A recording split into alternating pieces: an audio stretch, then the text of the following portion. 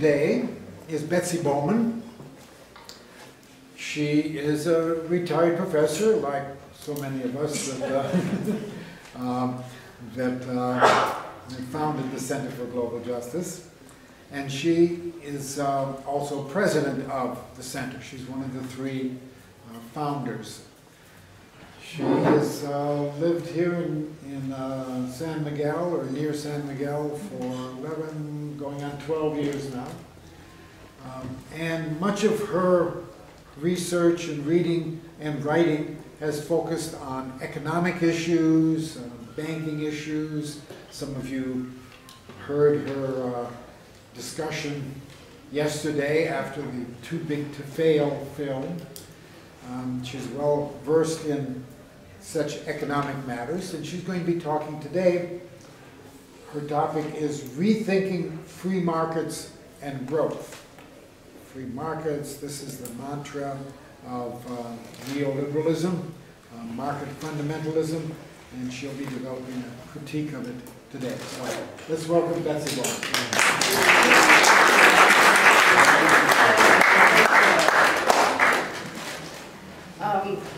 Cliff, you forgot to mention the members' assembly on Friday at 4 o'clock, and then a potluck dinner will follow that, and that will be at the center. It's always wonderful in January to see everybody back, because we, for those of you who are new to the winter season in San Miguel, we have a lot of fun for January, February, March when everybody's here. We have a lot of parties, and you know, things are so depressing out there. You've got to do something to prevent yourself from jumping off a cliff. Although Gustavo Esteva has argued that we're not at the edge of the cliff, but we're already down in the abyss. That's how bad things are. But well, more on that. I thought maybe today, you know, the bad news, there's so much bad news coming out every day, it's overwhelming. And we have to somehow keep absorbing it and trying to understand it. This is a little map of the United States. Have you guys seen this? No. Well, it's a little map of the United States. I'm sorry, I should have made copies for everybody. If U.S. land were divided like U.S. wealth, this is what it would show. 1% of the population would own that much. They got Utah as well? Yeah. Okay. The next 9% would own all of this. Well, that's Canada. No. Oh, they own that too. So, We don't care. we just think we should. 10% of the population owns virtually everything. And then another 30% own the equivalent of this little swath across the south. And then 20% own this little tiny dot in Texas. I wouldn't want all these. I would. But this is the shape of wealth ownership in the United States. And in the last few days, we've seen the figure of, by 2016, 1% of the top 1% will own something like more than the rest of the world put together. I mean, there are all kinds of different statistics out there. Some I've read recently is that 10% of Americans own 91% of the nation's stocks and mutual funds. Well, I guess that's about right. There's 10%. And they own about 91%. How many of you saw the movie yesterday, Too Big to Fail? Well, that, of course, those were the 12 days in September of the fall of 2008. We all remember those days when the stock market crashed and we thought the world was coming to an end. And then the Congress first turned down the bailout package, and then they passed it. And eventually they passed some reform legislation. But what has happened since then, since 2009, is that the banks have gotten bigger and they've gotten more powerful. And there's a small provision in the Graham-Leach-Bliley Financial Services Modernization Act of 1999 saying that, oh, and banks can also run associated businesses. And they were sort of thinking of, oh, American Express has their little travel magazine, you know, something like this. But what that has been taken to mean is that banks can buy any businesses they're interested in. So banks have been, you know, all this money from quantitative easing, you know, all this liquidity that has been dumped into the banks, that the banks were supposed to lend to people who needed mortgages and so forth. Oh no, they didn't do that at all. They've used it to buy up the productive base of the United States and a lot of the world. So the banks are even bigger, even more powerful. And of course, we know they run the US government. It's really quite scary what has happened in the last few years.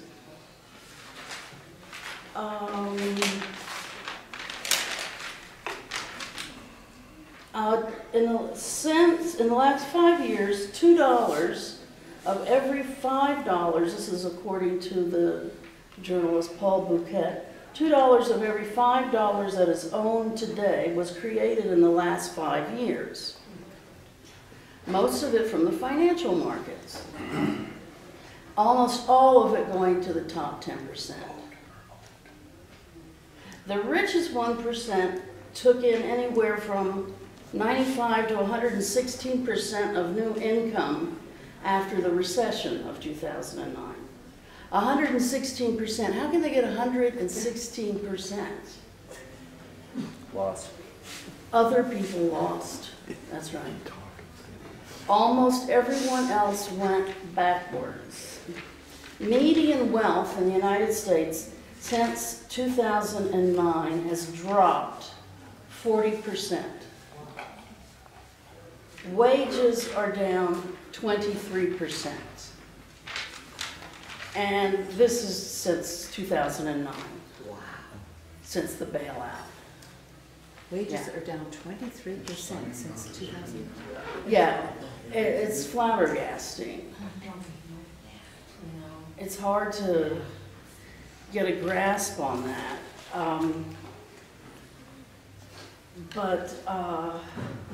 Well, as somebody last winter said, well, my children are the used to have a house, used to have a car, and my grandchildren are the will never haves. And all of this has been done under the mantra, the ideology of free markets. Well, we're all interested in freedom. Free things are great, we think.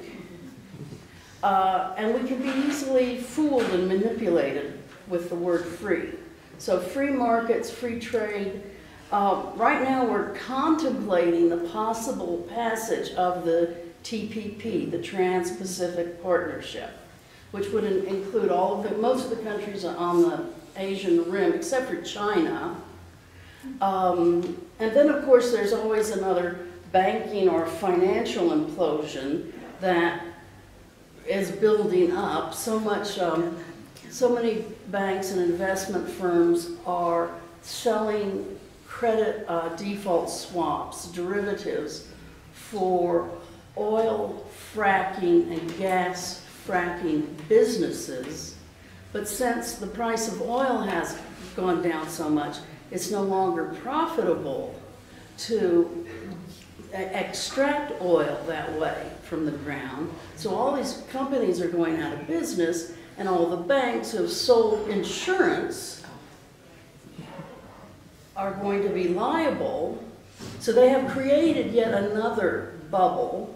You might have seen yesterday's New York Times. It was about the speculation in car loans, selling loans to poor people to buy cars. Then there's also the student loan debacle. Goldman Sachs apparently is making billions off of that, but a lot of those people are going to also, not be able to make their payments. And well, all of this is all justified by the idea of free markets. But have we ever thought, free from what? Well, today it seems obvious. Oh, well, I mean, we've been told this so many times, it must be true. Free from government regulation. But where did the idea of free markets come from? All ideas have a history. And all ideas have been born within a cultural and historical context. And they have evolved over some 1 or 2 centuries or 20 centuries. So what is the historical context of free trade? Well, when Adam Smith was writing in the 18th century, he's the one who allegedly, said that free trade was great and this is the way capitalism should be and we all want to have as much free trade as possible. When he was writing in the 18th century, he was writing about trade and free markets that would be free of the domination and the control by the landed aristocracy and the Roman Catholic Church in Europe. I'll stick with France as an example because I know France better than other countries in Europe, but of course capitalism grew out of feudalism. And from the 13th to the present, people have been discussing, how capitalism developed. But we have to remember that in the beginning, the monarchy, which was God-given, God had appointed, this family to be the monarchy, relatives that are the aristocracy, the hierarchy of the Roman Catholic Church, the Pope, the archbishops, the bishops, a lot of the priests. They were one group in the society. They were the 1% of their time, and they owned all the land, and they had control over trade and what could be developed. And then the rest of the people were the peasants and the poor priests.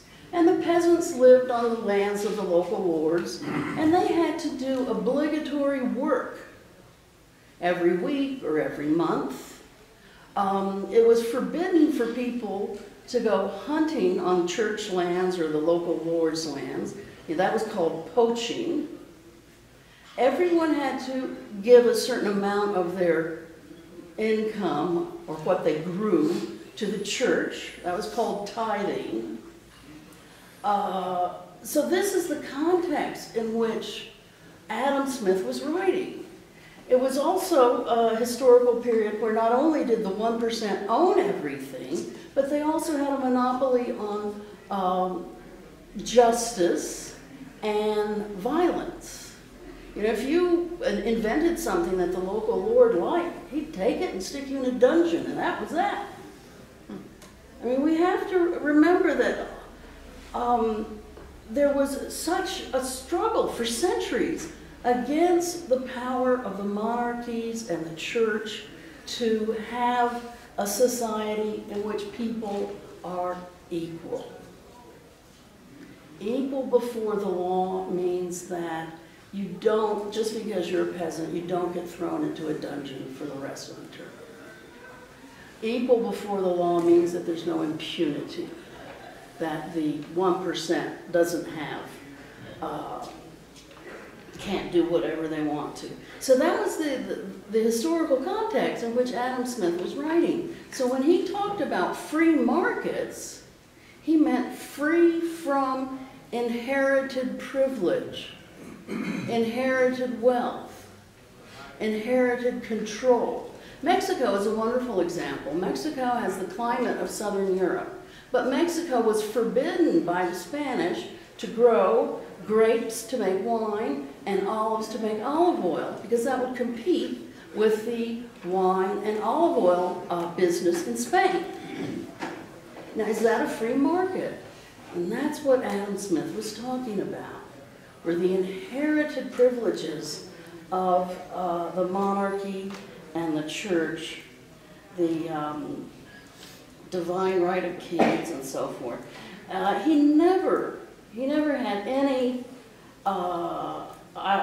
intention that free trade and free markets should culminate in the accumulation and concentration of wealth that we see today. And that it also existed in the 18th century. I mean, it's shocking, the parallels. The 1% owns everything, and the rest of the people don't own much at all. So, yeah, it's really kind of silly to talk about free trade.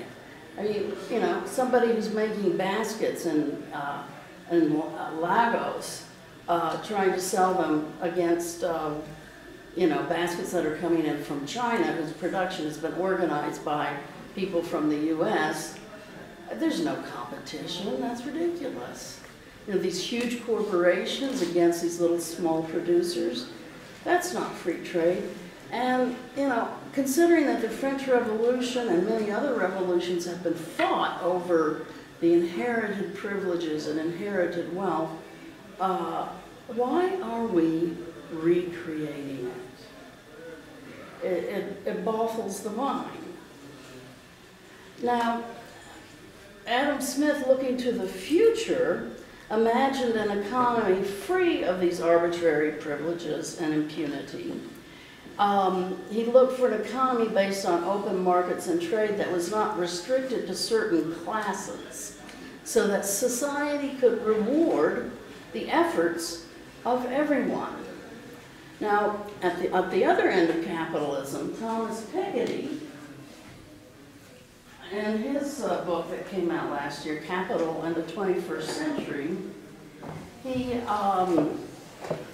he's looking back upon the centuries of economic development, and he has documented that the result of all of this has not been the fruitful flowering of human endeavors that complement each other and contribute to the benefit of society as a whole, but rather has concentrated and accumulated wealth and power in the hands of a few. So this is all you know, empirically documented. We see what the result has been of the workings of what's called capitalism. But let's take another look. Starting in the 13th century, from the 13th century to the present, there has been a discussion of how do you ascertain the fair price of a product. Back in the 13th century, it was called just price. Today it's called necessary costs. So as local markets moved from barter, which was just an exchange of goods, to exchange that was based on money, the fair price was very important. This was discussed.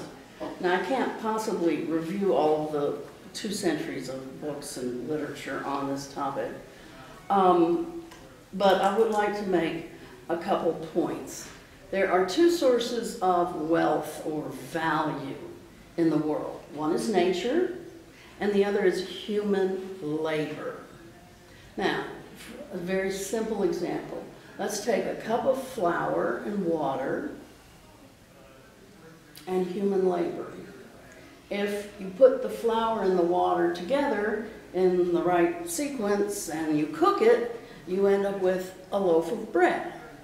It's the same cup of flour and some water and yeast, but when it's transformed into a loaf of bread, of course, it has more value.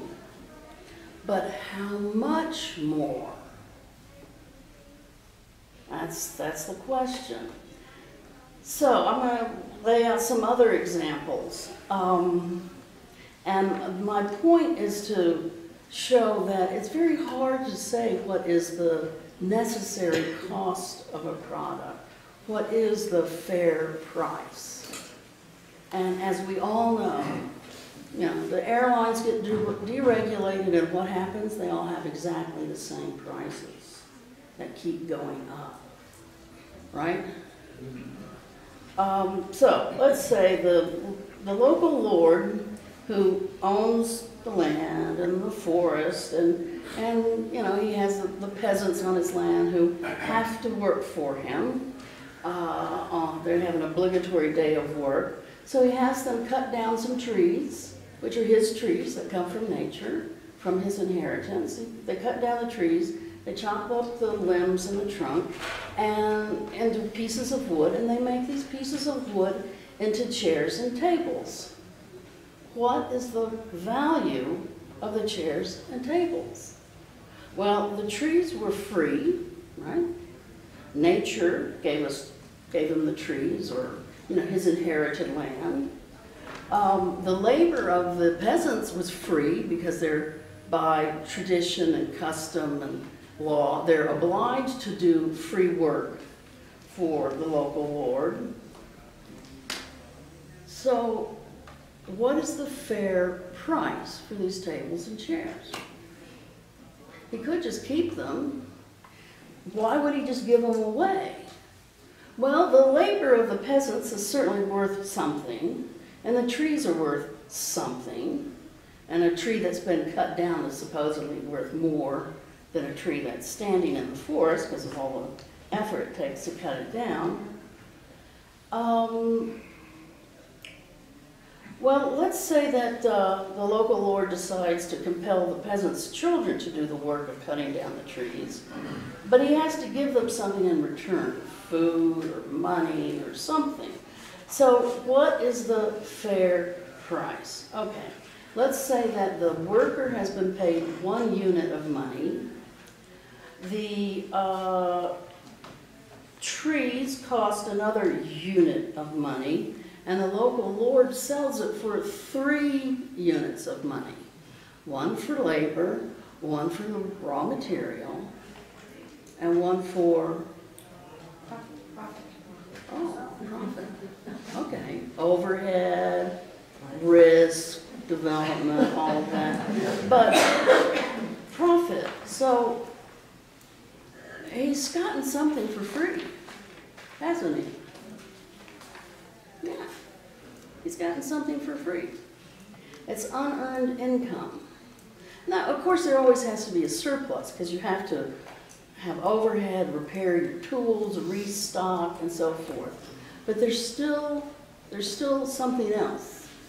There's more money, and the person organizing all of this is getting something for free. So what happens to just price? I mean, James might think that, there should be 2 units of money for profit. Somebody else might think 5. Somebody else might think, oh, just a quarter, So what's the fair price?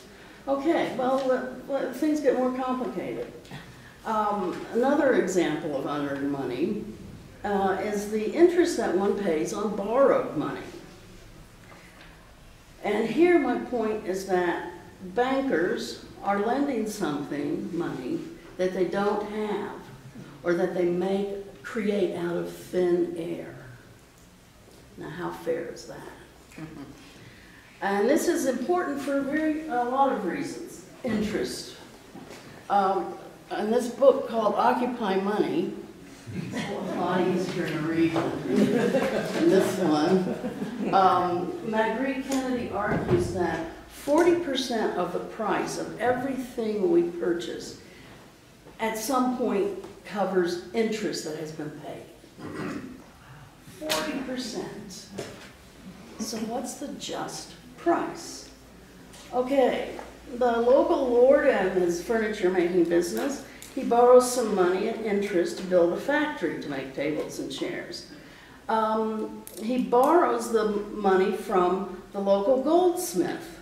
Well, the local goldsmith, and we know that this is how lending at interest began, the local goldsmith would keep safe his gold as well as his neighbors and his friends and then their friends, and all of a sudden he's got, you know, this gold that he's safekeeping, and he realizes that not everybody's going to come for all this gold all at the same time. So I can lend some of it to yet a third party and charge them for the loan. They can pay me interest on money that I loan them, but it's money that's not mine. Well, Brilliant. Brilliant, yeah. And what is even more brilliant are the bankers who create money out of thin air on their computer keyboards. Now, you know, it really is brilliant that you can make money off of something that you don't have, that you don't own, that is not yours, that actually didn't exist a few minutes ago.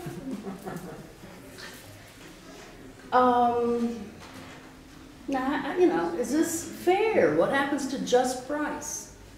So it's very hard to, you know, to figure out what the just price is. So here we see that, okay, our tables and chairs have unearned money going to the producer, right? That was our first example. Now there's unearned money going to the banker, the interest. Now, so those are two forms of unearned income. Surplus value or economic rent in the first example, the difference between what is paid to the worker and for materials and what the owner takes in. Then interest on money, two examples of unearned money. And then the third example are capital gains. So the furniture maker decides that he's going to retire, he's going to sell his factory. What's the fair price of the factory? Well, you know, he got the trees from his grandfather's forest, and he got a lot of the labor in the early days from his grandparents' peasants, and, you know, what did he himself put into this endeavor? And of course, you sell it for more than went into it, and you end up with a capital gain. We all do this when we buy a house and then sell it. But it's unearned income. It's nice, but, you know, it's unearned income. So, what is a fair price? So economic rent or unearned income comes from these three sources. And of course, in our epoch today, since World War II, it's taken 35 years since 1980 and Ronald Reagan to change the legal structure in the United States to make it, and globally, which is why we have all these trade treaties, to make it profitable to move the entire economy from an industrial economy where you make things to then a financial economy where the FIRE sector is dominant, finance, insurance, real estate. And this is an economy not where people make things, but where speculators gamble with pieces of paper that denote some kind of claim on ownership. How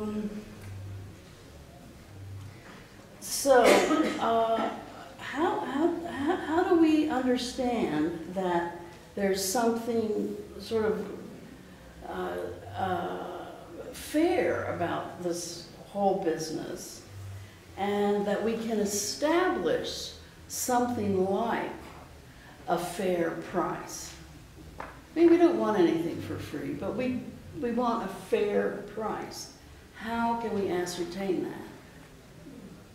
Well, I don't know. And economists have been debating this for centuries. And of course, nowadays it's sort of, well, fair price is whatever you can get. And there is a lot of collusion among big corporations so that, you know, they all charge exactly the same for the same products. And they often operate like cartels. So we know what the result of this has been. I gave you a few statistics at the beginning of my talk. The richest 1% took in 95 to 116% of the new income gains since the economic recession. So so much of the wealth that has been generated by workers around the world has simply gone to the very top. And this has all been done seemingly, you know, it's all done. There's competition, is there? There are free markets, aren't there? You know, all of these justifications for what we can now look back upon and see as basically theft. All of these justifications just don't hold water. And yet here we are sitting in a world where the debt everybody's in debt. Not only people and businesses, but towns and municipalities. Well, there are a few old-fashioned people like you, Jackie, who don't go into debt, but towns, states, countries. I mean, we just have been witnessing what's happening in Greece and Spain and Italy, and the fight back is finally really starting in Greece. What do we do with all of this debt? $1 trillion of student debt. You know, at some point, all of the interest that is being paid out to the bankers to pay the interest on the debt is going to cause the whole economy to sort of sink. That's called debt deflation. And when that happens, governments raise taxes, they cut back spending, and you sort of end up in this very stagnant economy where people can just barely stay alive. Now, or there are other ways of handling the debt problem. You know, at some point, the economic problem of so much debt that it can't be paid off becomes a political problem. And that's sort of where we are today. Now, in ancient societies, in Sumer and Babylonia, and, you know, way back then, they would, every now and then, a new ruler would come to power and he'd declare a debt moratorium, a jubilee. Let's just wipe out all the debt, clean the slates, and let's all start all over again. Sort of like when you're playing Monopoly, and at the end of the game, one person owns everything, and you go, oh well, let's just start over again, right? That's all you can do. Well, when the Roman Empire fell, around 300 or so, wealth was so concentrated in so few hands. If there's not any money in the economy can't keep functioning. So everything just sort of slows down and stops. There were 100 years of low-level intensity guerrilla warfare that they called the social wars. By the end of this, around 400 or so, 25% of the Roman population was living in debt servitude. Now this is what happens when you maintain the debts and insist that everybody has to pay. There's not going to be a jubilee. There's not going to be a canceling of debts. Everybody has to pay their debts. Well, what has been fair about all of this accumulation of debt anyway? And after the social wars, there was 800 years of stagnation that we call the Dark Ages. Remember? Well, we can see, you know, we're not only facing austerity that's been imposed on the United States, Canada, and around the world, but we're facing debt deflation. Hey, there's a senior discount from Bajío Go to come from the airport into San Miguel. Prices are going down. Huh? There's debt deflation. So, you know, the economic problem becomes a political problem. What are we going to do about this debt overhead that can't be paid? I mean, people around the world are committing suicide because of their debts. People in Greece are killing themselves because they're 80 years old and they will not go and eat out of garbage cans. Farmers in India, thousands, are killing themselves because of their debt. The number of people who in the United States who have lost their homes because of debt. Maybe Esteva's right. We're not at the edge of the cliff, but we're in the abyss. And as for growth, well, Piketty says that over the last 200 years, growth has equaled 1.5% per year. The boom era was an anomaly. That's not normal. Normal is 1.5% growth, which is actually good news. Given the climate change and global warming, we've got to start cutting back on production because that takes so much energy. So growth is not the answer to everything. And it's not going to solve all of the problems.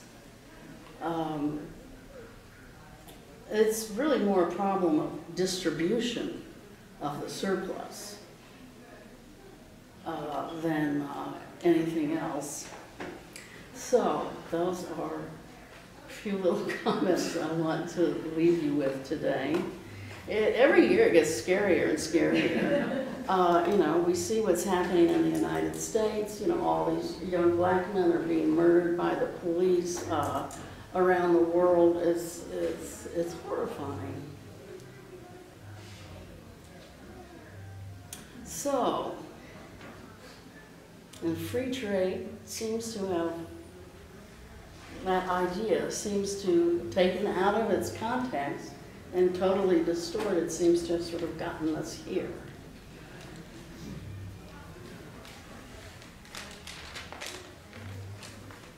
So that's what I have to share with you today.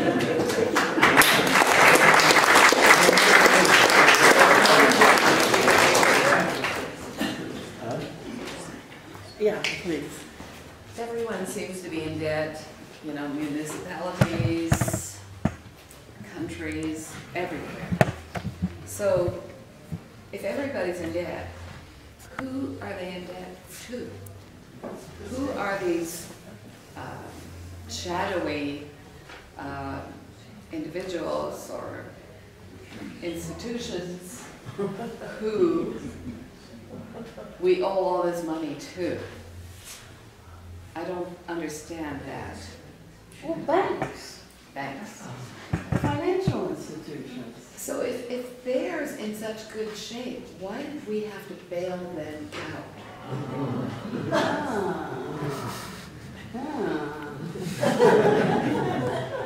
Any anybody answer that. They were too big to fail. Yeah. But they wouldn't fail. How could they fail if they're creating money?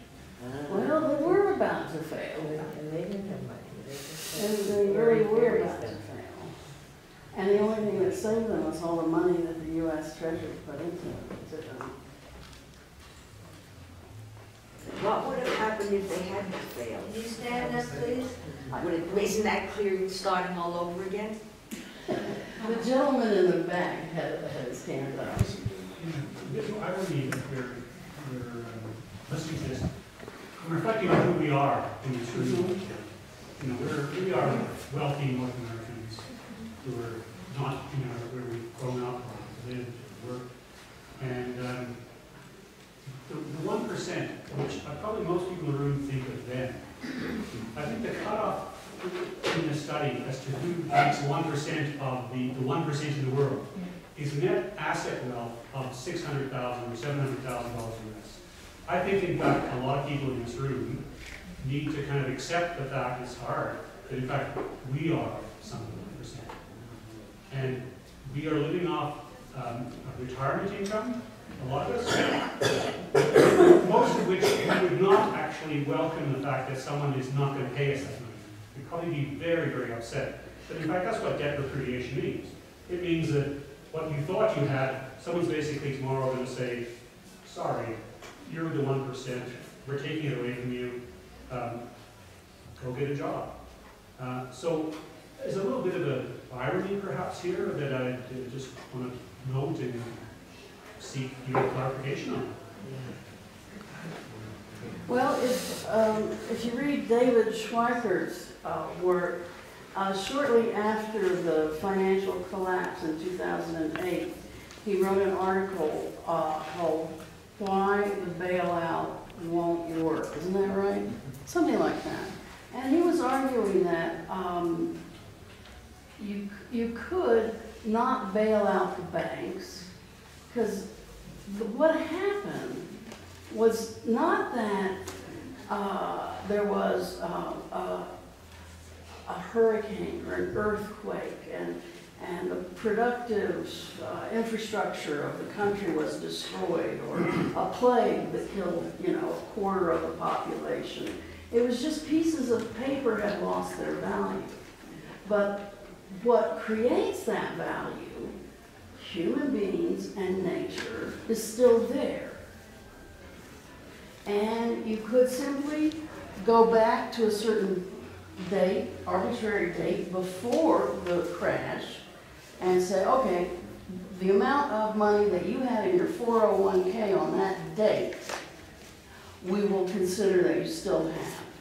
And securitize it and put it in a pension plan,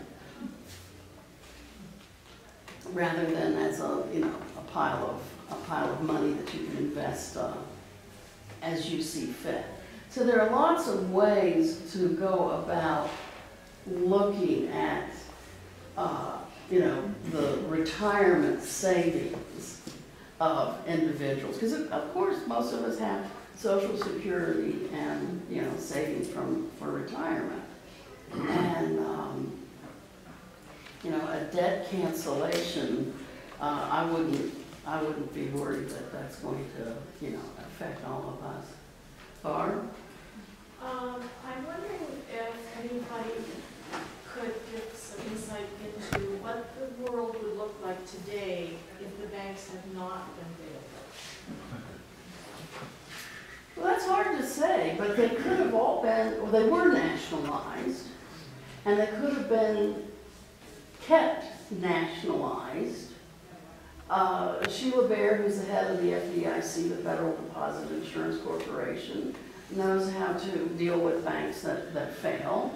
A lot of those debts, those are the kinds of debts that can be sort of wiped out, or all of these mortgage-backed securities, all these credit default swaps, oh my God, and all this stuff that they just sort of created in the last 10, 15 years, all these new financial instruments. Whenever you hear the word new financial instruments run for governor. It's something terrible. So if they had kept the banks nationalized and turned them into public banks, we'd be much better off. Look at the North That Dakota. change that 1%? Yeah. It would. Oh, yeah. Oh, yeah. We would be in a different country if the banks had been nationalized and made into public banks. And that's what Obama should have done, and he didn't have the. Yeah, right. Oh, my God. You. Please- No, back you, yeah. Please stand. And then it'll be. I think that Betsy, you've done a nice job of sort of describing the development of capitalism, and it would seem that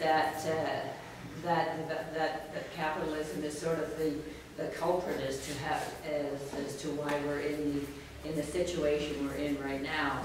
And so I wonder, when I hear it said in these rooms that capitalism is the culprit, I hear a lot of guffaws about that. It's like, that's not possible, that we should get rid of capitalism. And I wonder why. And then I heard somebody back here saying that maybe it's because we're part of that 1% and we don't want to get rid of capitalism. But I guess the secondary question is, what could we possibly replace it with? What would work? What would be better? What would spread that wealth out more? Oh, that's easy. You can have worker-owned, worker-managed businesses that produce, public banks that actually work in the interest of the good, government that oversees that, you know, people don't fall through the cracks. There are alternatives. And lots of people have spent many years working on those alternatives. Yeah, one of them is Marxism, right? Pardon? Marxism. Yeah. You don't need You know how well Marxism. that's worked. You don't need Marxism. You don't have to go into socialism or change the characteristics of capitalism. But public banking is one of those ways. You know, the history of the United States has always been strong central government versus states' rights. And before the Constitution, Benjamin Franklin started a post office system in Pennsylvania, and associated with each office was a savings bank. We all know this. Comes Alexander Hamilton with a stronger central government and a central bank. That's when we got into the federal government controlling the money supply. And so the Quakers and Benjamin Franklin were wiped out as a source of saving and investment. Over the years, whether it was Andrew Jackson, who understood that the banks were corrupt, and he got rid of the banks, controlling the economy, all through up to Herbert Hoover. Herbert Hoover, under his administration, did one thing right. It created an infrastructure bank. And he was voted out of office, and FDR came in and used the infrastructure bank, which was essentially a public bank for the federal government. And with that, he was able to finance everything from the building of dams to the CCC and this whole reconstruction program. A federal bank that we had. And the essence of it was a competition with the private banks. And what you really need to do is have competition with the private banks. Well, Dwight Eisenhower came in and he got rid of the infrastructure bank.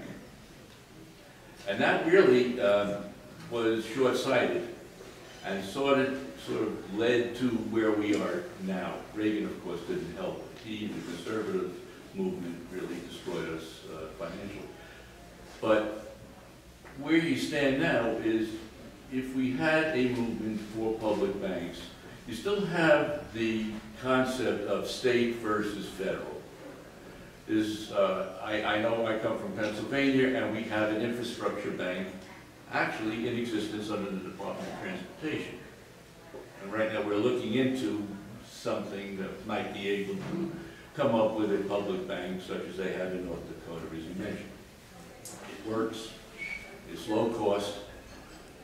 The difference is when you have a public bank in a state where it actually operates the same way as a private bank, except it has one shareholder. A private bank has many shareholders, and its obligation is basically to satisfy its shareholders, get the maximum amount of return. And it answers to nobody except its shareholders. A public bank has one shareholder, the government.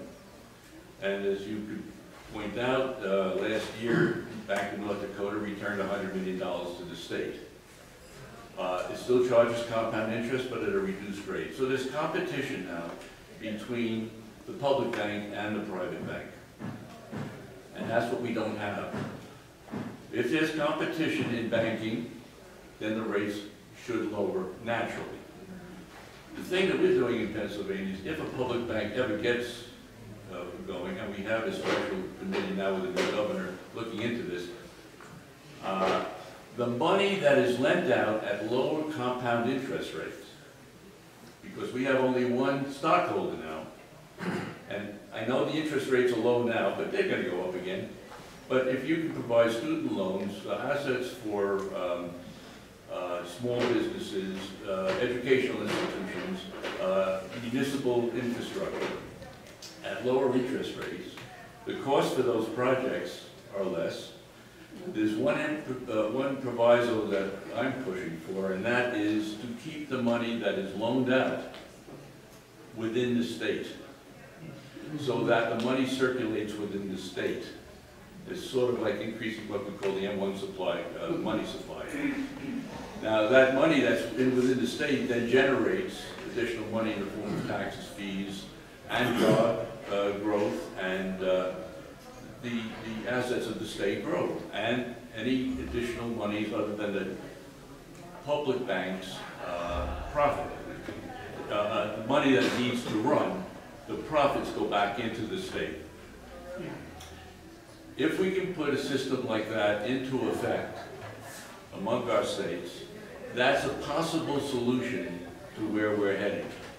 Because it then takes us back not into a socialist economy, but into an economy for the people. And that's what Yes. That would be a wonderful idea. I mean, that is a wonderful idea. And if we can implement it, that would be great. Thank you. I mean, we can, you know, you can have friendly capitalism that doesn't, you know, murder people. I don't think you can. I know, that's why I said it. I was listening to your wish list, and it is a wish list, it's fantasy. But you're a communist, so it doesn't matter. Can we avoid the names? I just want to make some comments regarding the gentleman back there. You're all, it's sort of all in the same plane. First of all, about the 1%. I mean, we are not the 1%. Who are you kidding? We have no power over people. The 1% have this fabulous amount of money, and what does money buy you? Power. They have power over working class people. They have power over the schools, over the military. Power, power, and power, and that's how they rule the world. Through the money, the power. And where are we? We're not the power people. We are comfortable. We lucked in during after World War II, so there was jobs available, blah, blah. So we have comfortable lives. Maybe there's a power person amongst us. I mean, you know, identify yourself. That's So that's one thing we've got to know about money. The 0.01%. It's not the 1%. It's the 0.0. Whatever. It's the power people who run the world, who run the corporations, and the corporations and the military and the financial institutions that run the governments. Yes. We are living in a corporate, military, industrial, financial state. And you can fantasize, if we could only reform this capitalism, Capitalism at one time in history, as Betsy pointed out, moved from feudalism into capitalism. It was a progressive movement. It was better than having serfs. And it was better than having the oligarchies, which were the Catholic Church and the monarchs. And we moved into a different stage of economic development. And it went and it was progressive. And everything changes in this world. None of us remain the same. I mean, look at yourself in the mirror. At any rate, we are now in a different stage of capitalism. Many writers we went into the progressive stage, and now we are in what many writers have called the destructive stage of capitalism. Capitalism is destructive. And you can see it's destructive all over.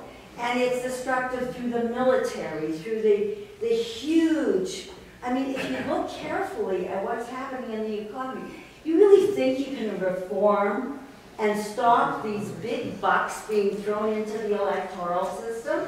At one time, the elections was a very progressive thing. Now it's controlled, so your electoral system is dysfunctional. And you can't reform the beast. So it's going to develop a little bit more.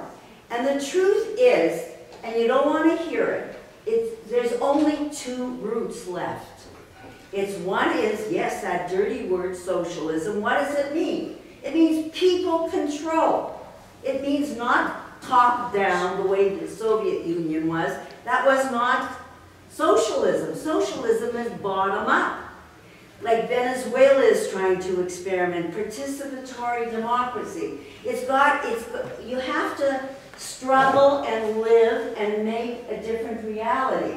And it means we're not going to be buying things because capitalism produces things and more things and more things. It means we will be developing ourselves as human beings. We will be reading and writing and interchanging with other human beings. We will get other pleasures, if you could ever imagine it. But it's true and it's possible. But if we don't go towards socialism, I'll finish in 2 minutes, my friend. It's fascism. Because fascism is capitalism with militarism, with all the controls of the big money. And, as one great writer wrote, the way fascism, history never repeats itself. If you think it does, it doesn't. History takes on different forms. And as one writer, when I was studying fascism in real depth, it won't come with the boots and the way it came before in Nazi Germany. It'll come in 3-piece suits, he said, and long pearl earrings, and long pearl necklaces. It'll be a different form. And we're seeing it emerging now. Fascism is coming onto the scene. Go watch American Sniper. If that isn't fascism, I don't know what is. Anyway, that's my rant.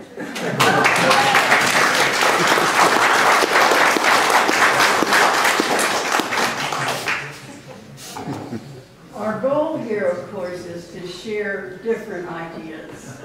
And I think we're all really kind of scared at what we see coming.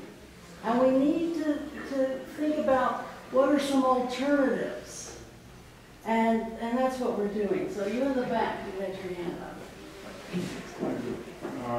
I feel like I'm in Union Square. Let me try to take this in a slightly different direction. Free trade advocates often use the term efficiency. I know efficiency, it could be code, it could be self-serving, but I'm not so sure we can totally dismiss the efficiency argument.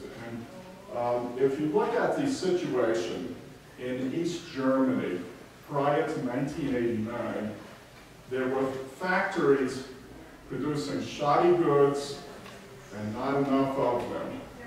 And East Germany was probably the most industrial advanced country in the Eastern Bloc. After the fall of the Berlin Wall, the people of East Germany were given a vote. They could either join the West, or they could continue on their own in their experiment.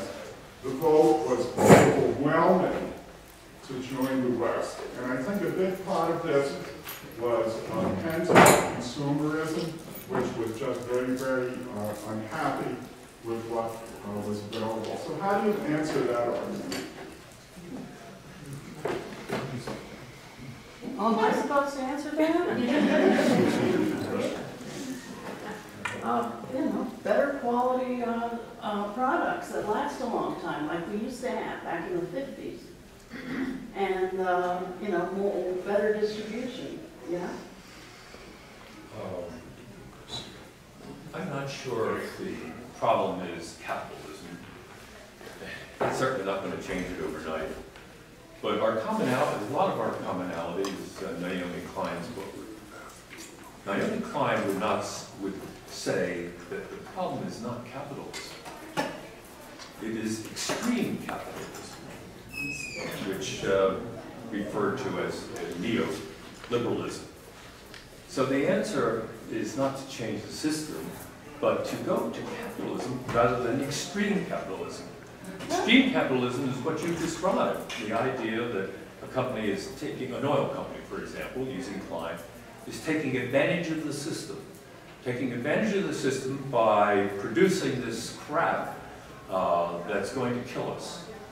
And unregulated, it's unregulated. That's the extreme part. So if you can get the regulation back, the oil company that's producing this crap that's going to kill us, trapping the greenhouse gas and so forth, if you can regulate and bring that company back to capitalism, meaning a free enterprise that's making money, paying workers, taking some profit, of course, but the extreme part, if they can eliminate that, we move back to capitalism. And so I think that's a more realistic perspective, perhaps. And the oil company that I'm talking about, instead of providing subsidies, why do they need subsidies when they're making so much money, Exxon, Chevron, and so forth? That's because of the influence that big business, big corporations, the powerful have on our elected individual. So if you can eliminate that and change the election law, you can't dump trillions of dollars of money into the election, but if you can control that, it would make more sense. And therefore, the government wouldn't be beholden to the corporations. They might represent the people saying, well, no, the world's going to end if we're going to trap CO2.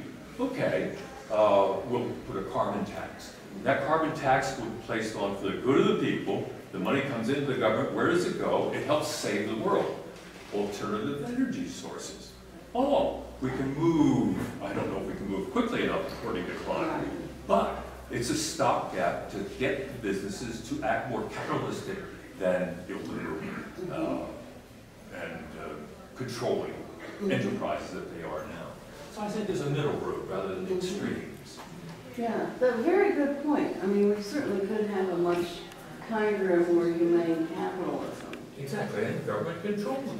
Right, and government regulation. I'd like to suggest something that's analogous to what I've just heard. We do not have civil and political freedom without the rule of law. Without what? Without the rule of law. And a judiciary that people trust for good and believe in. We don't have free enterprise without regulation, and without taxation, and without some redistribution of the wealth.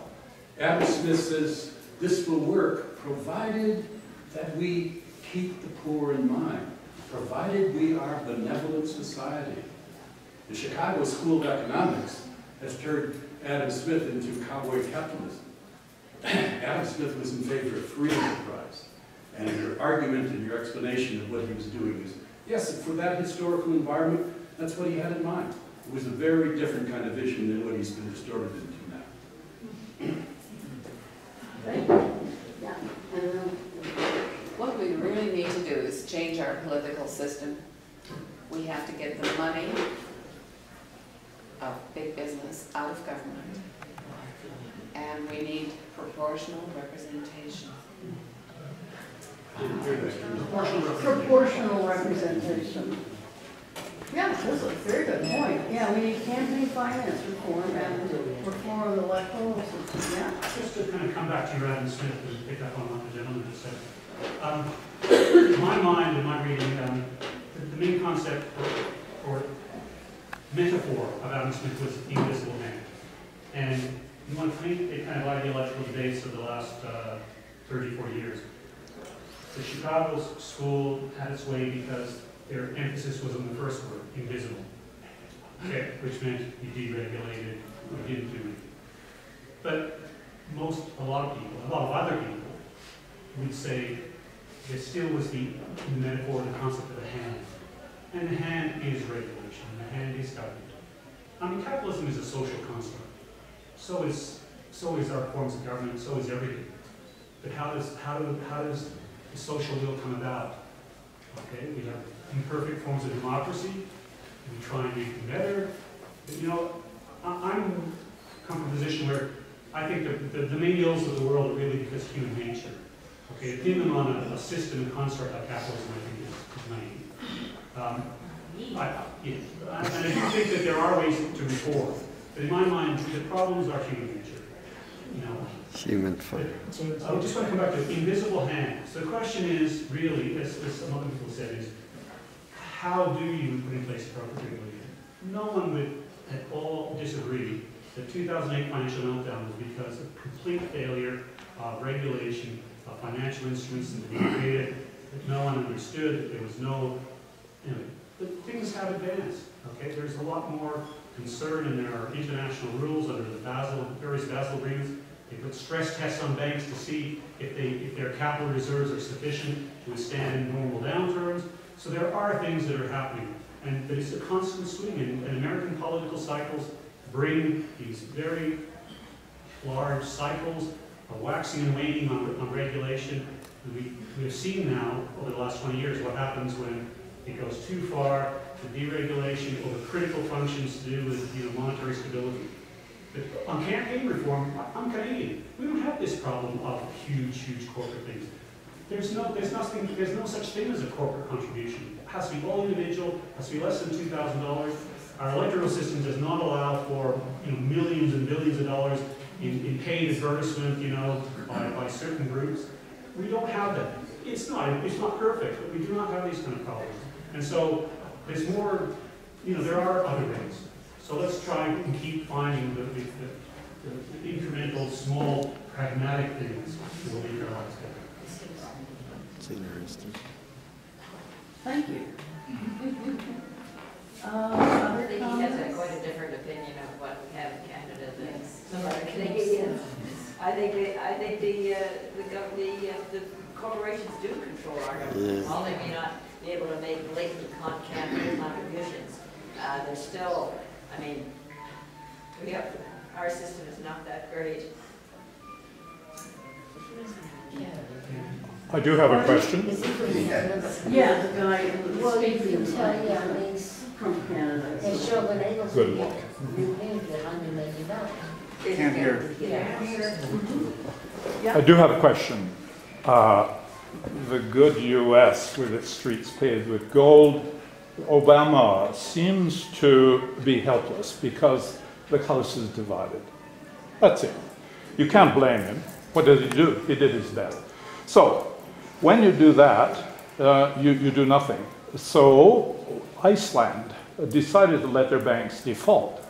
So, perhaps you know the result of the default of the banks in Iceland, or the Canadian experience where the banks were solvent, they still are, and now our dollar is worth 80 cents US. Perhaps you might address these things. I don't know what happened in Iceland, do you? I have a notion, yes. What happened? I have seen a few Icelanders come across the water, and they have had a very difficult time. But it was only a question of who lost the money.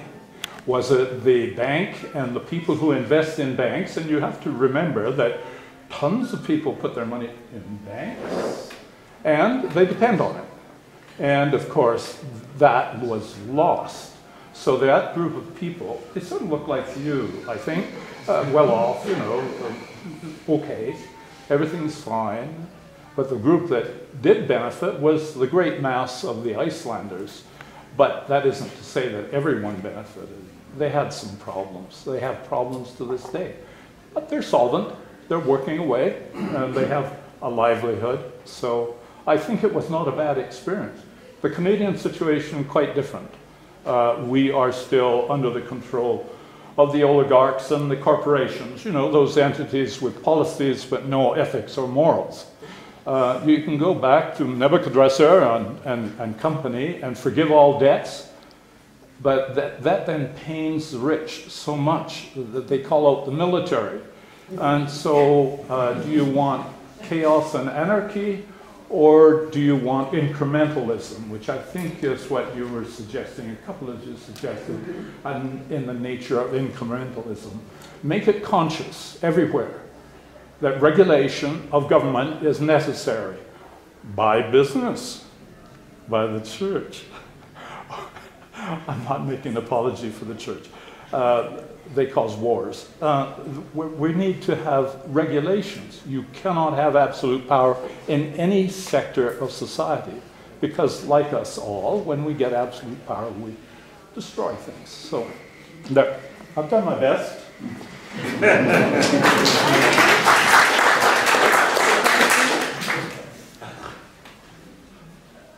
Yeah? I was going to say there are African Americans now who really believe capitalism is based on slavery, and particularly in the Americas, and that all the early banking and everything was really done through transfer of souls from Africa to the United States particularly, and that now, you know, with racial problems with the police, etc., that in fact the curse of capitalism is still there, of having embraced slavery. I'm Canadian, and I'm amazed that you permit slavery in the United States these days, and that's what the minimum wage is, slavery. Right. It's nothing, there's no difference.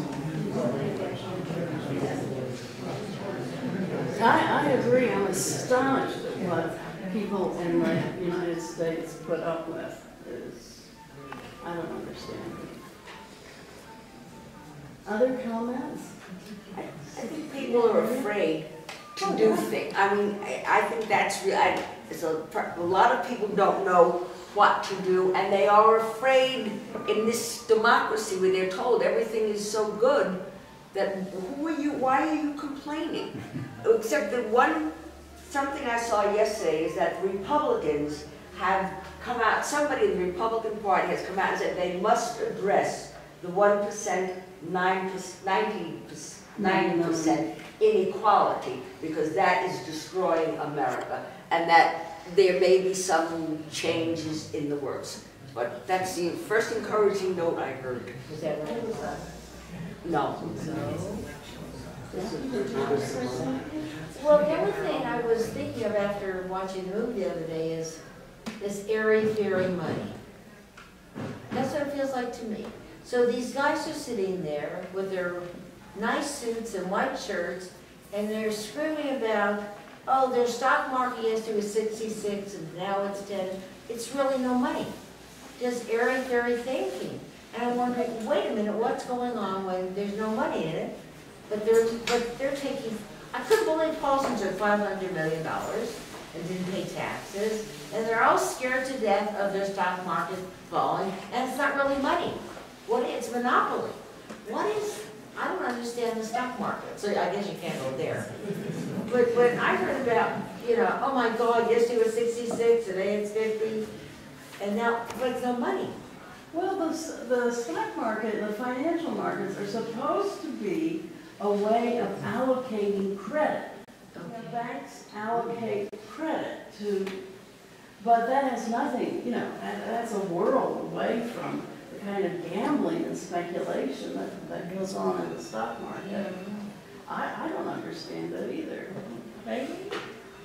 See, just on a different It's fictitious capital. somebody talked about human nature back there. Let me just say a few words about human nature. There's two words in humanity. One is human, the other is nature. Humans, we are dependent on other humans to survive. If you weren't dependent, you'd be dead. Your mother, your father, whatever. If we are totally linked to other human beings, we're social animals. Nature means that we're linked to nature. We are dependent on our food, on our clothing, on our shelter. Those are the two parts that make up human nature. Now you talked about greed. Greed isn't part of human nature. We have capabilities, we have capacities, we can do evil and we can do good. And what does that depend on? Probably the environment will either bring out the good or the bad. And this idea of greed is not what corporations work on. They work on, the word is profits, and more profits, and more profits. And if they don't make lots of profits, that looks like greed, they will be out. Their competitors will take over. So the whole capitalist system must work on profits, or if you like the word greed. It can't work any other way. It has to work that way. And then they accumulate their money and their power. But that is my comment about human nature. There's another glimmer of hope from the Republican side, and they're few and far between, so I really celebrate when they do. Hank Paulson, who was front and center to this movie yesterday, has come out very strongly in chastising his Republican colleagues for denying global warming. So maybe he learned something from sticking your head in the sand for how many years with deregulation and saying we've got to move faster than we did when it came to the stock market. Well, that's good. Now, how much effect he could have, I don't know. But a number of interviews with I wonder if Henry Paulson was at the Davos this year, the World Economic Forum in Davos, in the section where they talked about inequality and the problem of inequality. And one guy in that session, I can't believe it, it's so incredible, I can't believe it, stood up and said, well, I'm a hedge fund manager from wherever, and I know that a lot of hedge fund managers are planning their escape. They're buying farms that have airstrips in remote parts of the world, like New Zealand. So that when the people come with the pitchforks, they'll get out of town. And I wonder if he was in that discussion. But, well, apparently, people were discussing, the 0.001% were discussing how they're going to escape from the wrath of the people. Like Louis XVI. Oh, I was in the French Revolution. Yeah, that's why it's, one would like for things to change non-violently. Because, it's... Well, that's the 1%. Yeah. 1%. They will be violent. Yeah.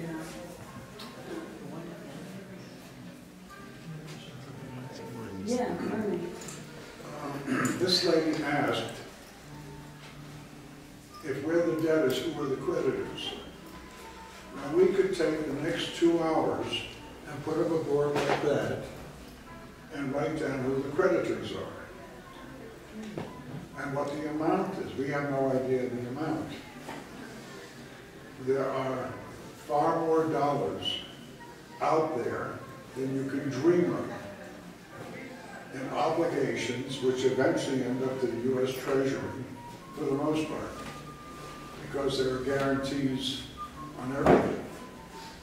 If you took one area alone, Social Security, obligations of the federal government, they so far exceed the obligation as compared to the potential revenue that sooner or later it's going to be gone. Now it's 2023 or 2030 or whatever. Way you're talking not just the 17 trillion that the federal government claims to own in the form of bonds, part of which is 3 trillion of which is Social Security money, the rest is foreign creditors buying the bonds or public debt. But then start thinking about people like us as Medicare recipients, and our population grows by 10,000 a week. People living on Social Security, plus Medicare, plus Medicaid, and the population grows 1 to 2% a year, and people live forever. And then you take all the states with their obligations, and state bonds, local bonds, their personnel retirement programs like Jackie's in, which we just did an analysis of in Denver. They could run out of money in 5 years unless they start cutting. So I'm going to repeat, all the social democracies, that's Western Europe, United States, Canada, and kindred countries, face the same problem. Great generosity and no means to pay for it beyond the next election or two. That's the lay of the land. When you say generosity, I disagree. I disagree. It's a question of priorities. How much money is spent on the military, for example? That wasn't your question. Your question was, Yes, I know that, yeah. There was a chart handed out by Cliff which showed national debt, and 80% of the national debt, pardon me, the interest on the national debt is due to federal excessive spending on military projects, which is funded for the most part what we borrow any place we can. Right now it's China, predominantly, and Japan and so forth. What do you make of Paul Krugman's continual argument that there's a big difference between private debt and public debt, and Europe has made the mistake of moralizing the whole debt problem, and that what they should have done and what we should have done is have more government spending, and that sort of argument that he continually makes that seems in some ways pretty persuasive. What we should have done is too late. It's gone. But his point is that